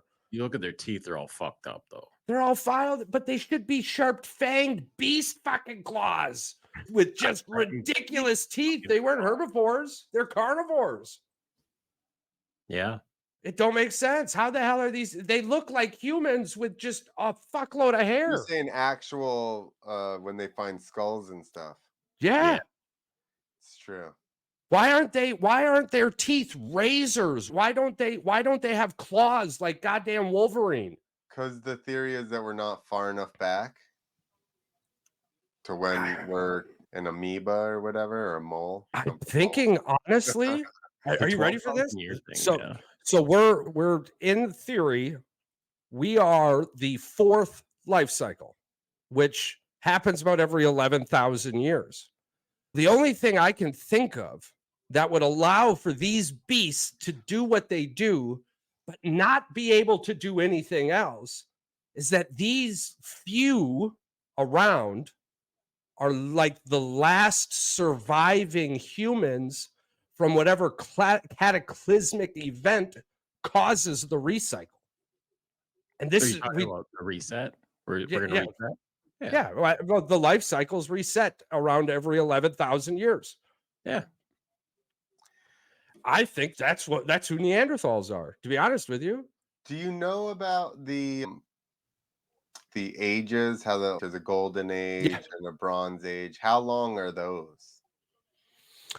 I think about about a century. I've always been weirded out about that too, right? Because wouldn't that reset and shift in perspective probably happen like at these resets, and then when they rebuild, they're less greedy or something? Like right now, it's a couple. Each age is a couple centuries. Like the Bronze Age went from 3,300 BC to 1,200 BC. Oh, okay. But one of the most intriguing times to me is 1 AD to 14 AD. Apparently, not shit happened from 1 AD to 14 AD. Not a fucking thing. Then magically the plague happened. My favorite part is when they were doing time and they're like, we're counting down. I know. I do. We're not really sure, but that has something to do with time. Now. Yeah, that has something to do with time and our ability to read it correctly. Because the Gregorian calendar, if you go to your phone and tell it to utilize the Gregorian calendar instead, everything's fucked up. Your date, time, your GPS. That's the Buddhist calendar. It's at 5,000 some. Like the actual, it's like the actual calendar. It's taken into account like moon phases and all kinds of really weird shit. They use that clock. It fucks your whole phone. It fucks everything. I'm not going to do that. I'm not. Don't tell anybody to do that. Wow, you do what you want. Stick a fork in an outlet for all I care. Disclaimer that it will fuck your phone up. The one disclaimer you get on this show: Darwin. Darwin's theory. Darwinism. What's that? Remember the QR code thing that Chris found out? Mm-hmm. Did you ever hear about this? We had that promo made for the podcast, and it had a QR code on it. And apparently nobody ever went to this QR code. And his cousin went to it. It brought him to some pretty fucking weird Wikipedia page. Oh, yeah. And not the cool kind, like the Imshi kind. Imshi. The fuck out of here. Dude, some people probably went and they're just like, yo, these fucking guys. Also, too, if you really want to go down a rabbit hole, have you ever done any looking into mud floods? Yep. Mud floods. Well, that was one hell of it. Does that not tie into what Graham Hancock says and the other dude about like basically there being a big cataclysm? And when you were talking about those rocks in South America, there's actually waterfalls in South America that have this weathering thing where the spout hits the water, but the amount of force that it would need to create that in the amount of time isn't logical. The only realistic thing that could have possibly been was just a massive flood that bellowed down with thousands of tons of pressure for an immense amount of time. And this is stupid that we're even debating it, because we know that there are things underwater that didn't used to be fucking underwater. Like the oceans and deserts. This is the whole thing with climate change, right? It's like, how do we admit that the Earth is not how it was before, right? But now we're like, things are changing, we can't have it. And you're like, what? Haven't we proven that throughout time just things have changed? I've got the absolute perfect response for those Haters. fearing glacial blah, blah, blah, blah, blah.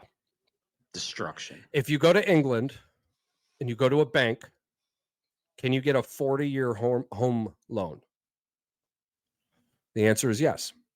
In Florida, can you go to a bank Yeah, and get a 40-year home loan? probably not. Yeah. Oh, you can? Yeah, absolutely. Can you on the East Coast? Yes. And anywhere else I would mention, or anybody else wants to mention, you still can. Hawaii, California, all of those.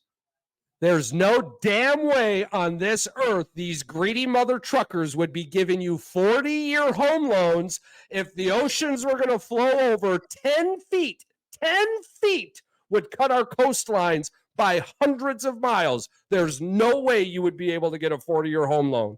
The banks know more than us all the time, 100% of the time. And them greedy mother truckers would not give you anything they couldn't get back. They control the weather, so that's how they know. Exactly. We can joke about that, but I was up in Fairbanks, Alaska in the middle of January when the temperature went from 40 below to 40 degrees overnight, stayed that way for a week, and then went back down to 40 below. I just think I'm fine with it. I just think that the people controlling the weather need to talk to the people reporting the weather. I know. That's all I have. I know. Like, get on track with something here. Yeah, you guys get together here and at least let us know what's actually going on. But there's a bunch of crazy things heading back to South America. There was a tribe that I was. So you've heard of the like massive stone block structures in South America, right? Yeah. I went I mean, and visited some in Ecuador. So there's loads of them, right? Yeah. So this tribal leader at one point in time, many moons ago, wanted to leave his mark, right? And I guess the story behind these forever was that there was giants. So he wanted to take one from the ocean from which they originated, so the story goes, and move it to the mountaintop. And it took his entire lifetime and the entire tribe to do it. At one point, it broke and slid like 4 football fields and wiped out half of his tribe. And we're talking that, come on here. How'd they get up there? The whole story about Viracocha and them stones and the flood and all that, it's fantastic. I 110% believe the story of Viracocha is how 600 Spaniards went over 6,000 Spaniards went 600 miles into the heart of the city of the world's greatest warriors and killed everyone on their way out while taking everything without losing a single person and then getting back on their ships and leaving. Yeah, it's called syphilis, bro. Yeah, or That's it's how they called killed everyone. or it's called Viracocha. Do you know what Viracocha looks like? It means venereal disease. Viracocha, root word vira, foam of the sea, cocha, from the sea. Isn't it a snake? He was more depicted as a fish than a snake at times, but his actual appearance is a pale-skinned man around 6 feet-ish tall with a beard, a white dress and a belt with sandals. And where he walked, the world changed. The blind could see, the sick was no longer sick, the hungry was fed. So they copied Christianity. This was 3,000 years before Christianity. Yeah, how they were counting down to it. Okay. Yeah, that's right. The whole time. That Gregorian calendar chart. At the end of this Viracocha, he went back to the sea. He'd come back with 2 sons, but the final time he went back to the sea, he said he was going to come back. The Spaniards came from the sea, and what the hell do Spaniards look like? Pale-skinned individuals with beards. The exact depiction of their god Viracocha. Oh yeah, that's why they took what's his name in, and he used it to whoever the hell it was. Yeah, used it for their advantage. Yeah, and he was getting all the gold, and then he killed him anyway. Yeah, yeah. They didn't lose a single soul, right? Everyone's, oh yeah, disease. Yeah, fuck that. You're talking. These are the greatest warriors the world knew. In every damn simulation we do, we put these Mayan warriors up against everything we have, and Mayans kill everyone. except maybe Genghis Khan, right? Yeah. 600 or 6,000 Spaniards just walked in, fucked everyone, and then walked out. Took everything they had. That's a little suspicious to me. Seems fishy to me. So I just saw something from a guy on YouTube, so you know that it's accurate. Is that Yeah, 100%. all of these, although what he's saying seems right, all of these stones that are like real fine tolerances were Yeah. heated. And he said like that a lot of them have it'll either have holes in them where he said Yeah. there was an electrodes in it, Yeah. or they have those two nubs on it. And he says while the rock was still hot, they pulled the electrodes out, and that's what left the nubs there. Yeah. Yeah. I think that, like we were talking about resets and stuff. Yeah. And like us, everybody's, oh, we're at the most advanced, the pinnacle of society ever, because we have a piece of glass in our pocket that we can send pictures of our genitals to other people Yeah. with. Right. What are at the lowest point? Hashtag Jets. But I'm like, and that we can do a heart transplant or whatever. But it's like an advanced society wouldn't have mined all this shit out of the ground, and the people wouldn't need heart transplants and cancer cures all the time and all this other stuff if there was, I think, and I think a lot of it, or all of it, is because of greed. And we're like in a greed cycle. Because think about, if you look at everything, like the medical system was screwed up by Rockefeller. And even if you watch that show, The Men That Built America, how much dirty shit do they do to each other? Oh yeah, it's cutthroat. Absolutely.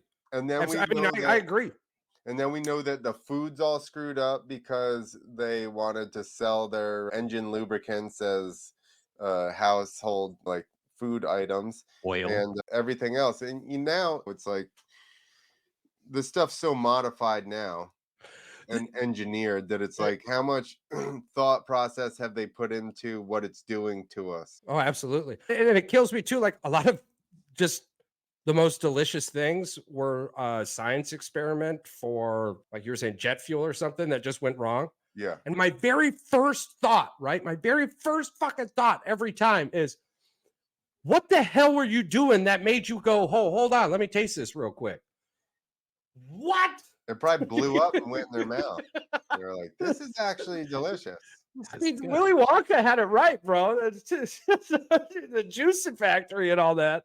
It's nuts to me. But to add on to that too, to add on to your greatest civilization type scenario, and I had just told this to Pat one of the last episodes. Oh yeah. Queen Cleopatra on our timeline is closer to the iPhone than she is the creation of the pyramids, or when we think the pyramids were built, right? So Cleopatra lived closer to the iPhone than she reigned during when the pyramids were built. So throwing that into perspective, the pyramids were built a long fucking time ago. Yeah. We don't know how they were built today. The only reason we even acknowledge they exist is because they're fucking there. Otherwise, it would fall under that category. There's no way that thing could exist. We couldn't build it today. Have you seen the theory that it was like a power plant? Oh, what did I just say last week? Bottom and the other chambers, like an expansion chamber, and it was literally just where we're like, oh yeah, the tombs where they put all their dead. Yeah, absolutely. There is vibrations coming from the pyramid, from the inside of the pyramid. There is legitimate patterned vibrations. It's almost like a computer in sleep mode. That's what they say, that there are cracks in some of the big rooms inside. So they think that they had some kind of like overheating or something like that cracked it. And then that's why, I don't know. Yeah, it's just like a reactor, to be honest with you. So you know how we ended up enclosing Chernobyl? Yeah. The same way. We basically built a damn pyramid around it. We built a concrete pyramid around the reactor for Chernobyl. The whole story on it is like sick, bro. they could only work for 45 seconds and then they would have to leave. So it was just massive groups of people. And if you stayed any longer than 45 seconds, you were getting like radiation doses as if you stood there for 10 years, bro.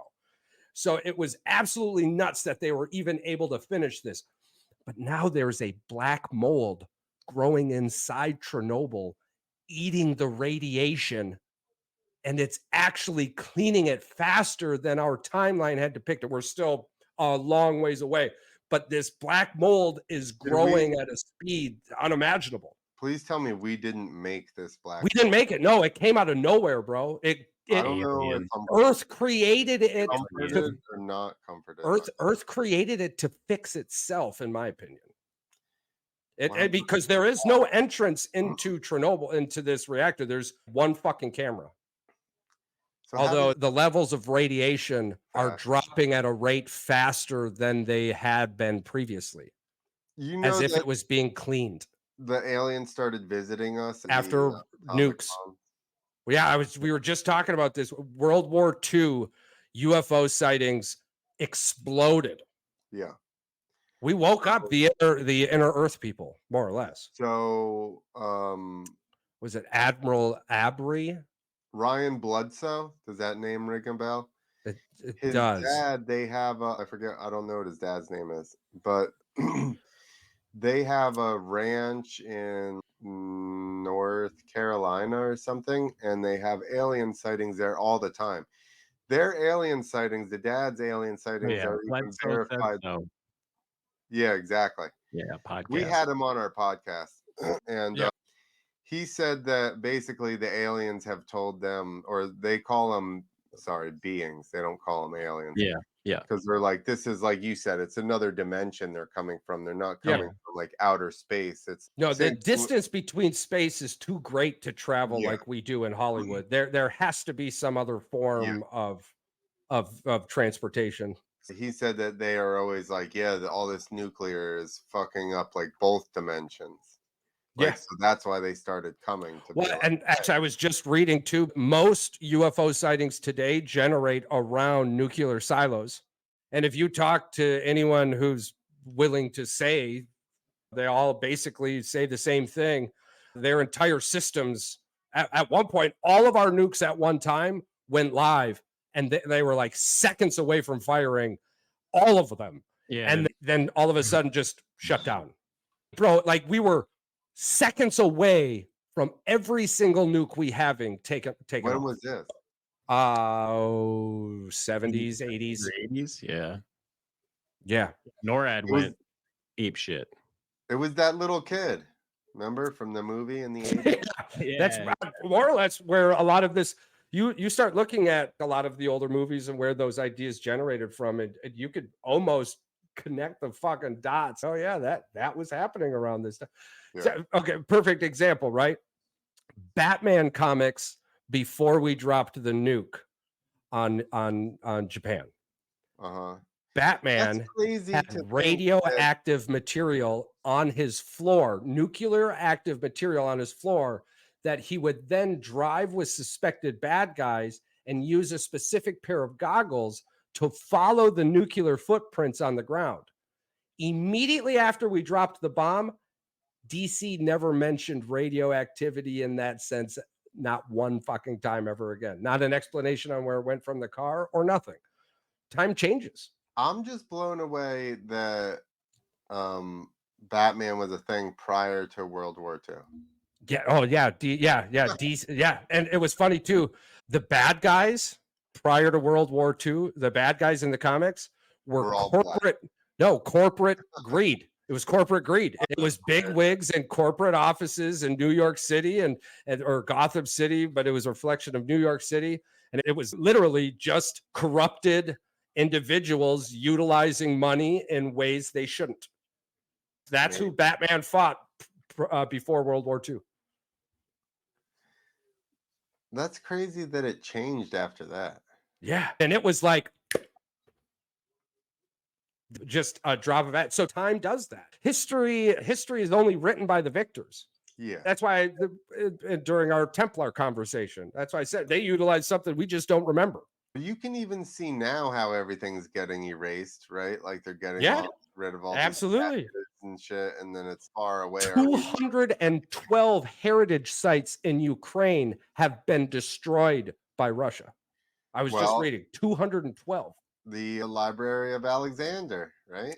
Yeah, that was burnt by the Romans, or so they say. I'm pretty sure most of it is actually underneath the Vatican.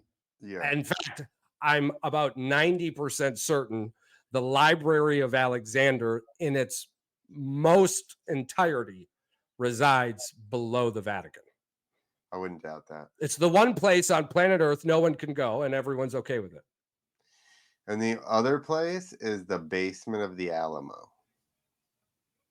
Really? There's Yeah. not a work crew or nothing that goes down there?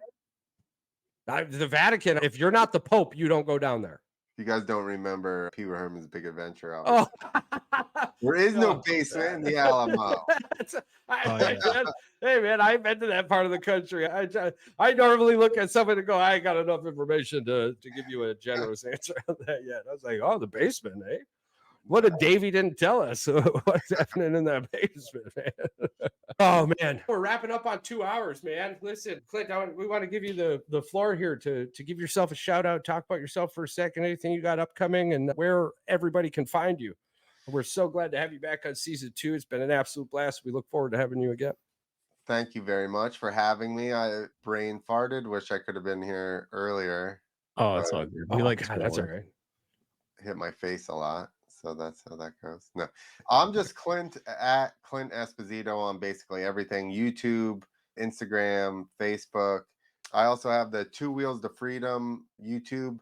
So basically, if you like motocross or freestyle motocross, that's all on the Two Wheels to Freedom page. And then if you like motocross and comedy stuff and random other things, that's my personal page. So that my personal page is basically a catch-all for all the, like, we have some funny like stunt videos, like sketches with stunts in them and stuff that are funny. So I put those up on my personal one as well. And then, like I said, just motocross stuff is the Two Wheels to Freedom.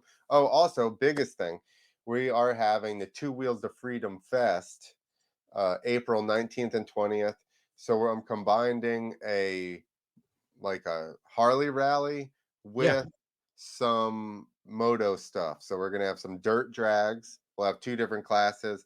If the winners want, or if we maybe do a challenge class where Harleys can race dirt bikes, we're going to have pit bike races.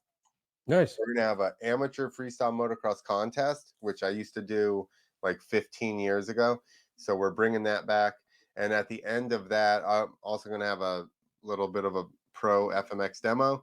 And then I'm going to jump the Harley at the end of that. Yeah. Oh, nice. Saturday night. But we'll also have like some rides for people on their Harleys. And we'll have a 21 and up camping area down by the pond with like a bar and stuff. Go to twowheelstofreedom.com and there's a link to the tickets. I'm going to be putting more information up as far as scheduling and all that stuff very soon. Awesome. Man, we're very excited to hear that. And we can't wait to see pictures and videos. And once this one kicks off and goes great, you give us a little extra time on the next one, bro. I tell you, we'll swing on down. We'll say hello. So that's actually one of the things that I was thinking about, was having a live podcasting area. Even if we're not, like, the internet's not good enough to beam it out from there live. Right. It is, motocross track in South Carolina. But at least for people to hang out while you record your podcast, that I think we're definitely going to do that. So it depends on how many other podcast type people are in the area to do it. But it should be a good time. And that's, we're just trying to have fun, make it be fun for everybody. And I just know that the freestyle motocross, or like that sector, is a little bit smaller. So I figured now with the Harley jump, we could tap into a little bit bigger market with the Harleys to try and make the event a little bigger and more successful. Yeah, and that definitely helps. When you stick yourself in the mud with one stick, it tends to give you one show. My original company was FMX East, which is narrowed down to a very niche part of moto, and then it's been regional. So it was Yep. like, that's why I started the Two Wheels to Freedom brand, because it's more just like street bikes, dirt bikes, hell, bicycles. If you're riding Yeah. two wheels and getting out there, and that's our jam. So Awesome. We wish you the very best, man. We're so grateful for you, Pat. Do you have anything else? Oh no, I've been editing in the back. Okay. I'm All right. working in the And background. for all of our oh Jesus, I gotta get a new desk. This thing's gonna thrash my You're computer gonna down. smoke you're gonna put a thing through your finger there. You keep on For- banging that thing on the back of your. For all of our, is there ticks and clicks going on? Yeah. A little bit here and there. Yeah, I'm gonna figure that out. My big ass knees. For all of our listeners out there who continue to click, subscribe, comment, share, just all these crazy things you do, listen in your underwear. I don't know. That's cool too. We Yeah. appreciate you. We appreciate all the things you do. You could find merchandise and more at Boys in the Woods Shop 90 or Boys in the Woods 906.shop. I'm sorry, that's Boys in the Woods 906.shop. That's Boys in the Woods 906.shop. is that your area code? That was, yeah, that was the area code for the Upper Peninsula of Michigan. You can find us anywhere you listen. What's that? You guys are Youpers? Yeah, we are original Youpers. Yes, sir. I don't remember where I went up there. Marquette, Iron Mountain, Houghton. Picture rocks. Yeah, the Menominee. I don't Jesus. remember. It was The Keweenaw Peninsula, that area up there. Sault Ste. Marie. Yeah. I went to the Sick Air FMX compound. I don't remember what town. Oh yeah, I know that guy. Yes. Yeah, so you went to Felch. There you go. Exactly. Yeah. Which is gross. Yeah. You know what felching is? Yeah. Yeah. Yeah, I do. I went to college with a guy that is actually from there, and he knew a lot of those people there. It's got a pretty sick house there. His wife got a pretty nice setup there. Sorry. Because he was what, the double backflip guy? Yep, exactly. Yeah. But in the motocross community, he was more famous for wearing leather gardener gloves. So that's all everybody would talk about, Scott. And I'm like, he's the nicest fucking person ever. And I remember meeting him, and I'm like, this dude's going to be bitter because everybody's made fun of him for so long. And he was so nice. And I was like, bro, I would have been the biggest asshole after that. Yeah, me too. All right. Sorry to distract you. No, you're fine. You're fine. We'll just end it with smile more. All right. The world's a better place because you're in it. Keep bringing it back.